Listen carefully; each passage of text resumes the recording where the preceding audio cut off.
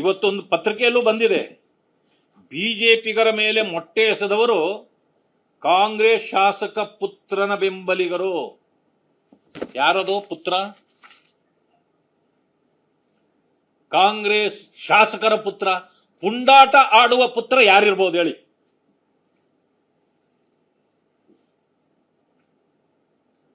ಬಹಳ ಚೆನ್ನಾಗಿ ಗೊತ್ತಾಗುತ್ತೆ. Ex youth Congress president. ಪುಂಡಾಟದ ಪುತ್ರ, ಶಾಸಕರ ಪುಂಡಾಟದ ಪುತ್ರ ಇರೋದೇ ಹೆಚ್ಚು ಕಡಿಮೆ ಹೇಳಿದ ತಕ್ಷಣ ಗೊತ್ತಾಗೋದು ಒಬ್ರೇ.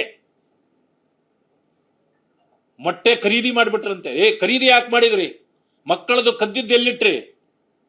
ಮಕ್ಕಳ ಮೊಟ್ಟೆಗಳ ಕದ್ದಿದ್ದು ಎಲ್ಲಿಟ್ಟಿದ್ದೀರಿ? ಮಾನ್ಯ ಹರಿಪ್ರಸಾದ್ ಅವರು ಒಂದು ಬಾಲೀಶ ಹೇಳಿಕೆ ಕೊಟ್ಟು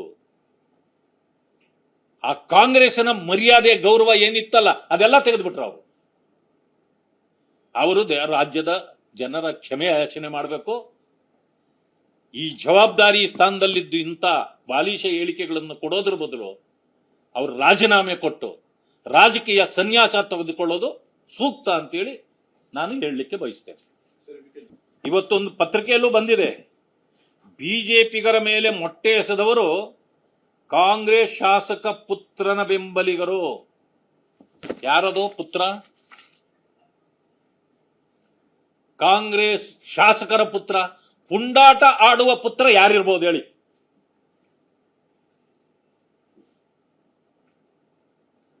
ಬಹಳ ಚೆನ್ನಾಗಿ ಗೊತ್ತಾಗುತ್ತೆ. ಎಕ್ಸ್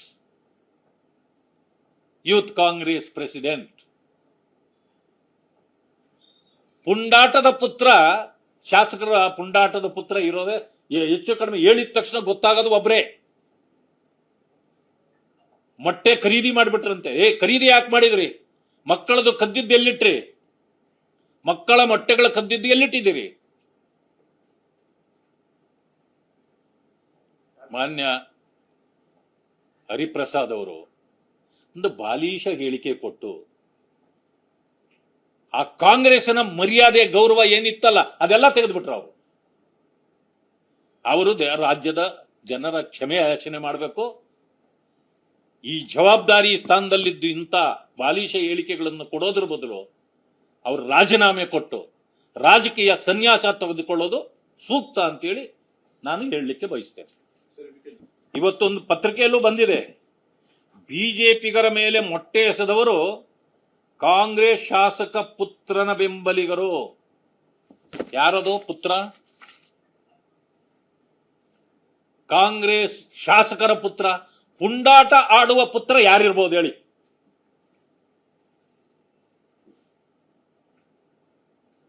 ಬಹಳ ಚೆನ್ನಾಗಿ ಗೊತ್ತಾಗುತ್ತೆ. Ex youth Congress president. ಪುಂಡಾಟದ ಪುತ್ರ, ಶಾಸಕರ ಪುಂಡಾಟದ ಪುತ್ರ ಇರೋದೇ ಹೆಚ್ಚು ಕಡಿಮೆ ಹೇಳಿದ ತಕ್ಷಣ ಗೊತ್ತಾಗೋದು ಒಬ್ರೇ. ಮೊಟ್ಟೆ ಖರೀದಿ ಮಾಡಿಬಿಟ್ರಂತೆ. ಖರೀದಿ ಯಾಕೆ ಮಾಡಿದ್ರಿ?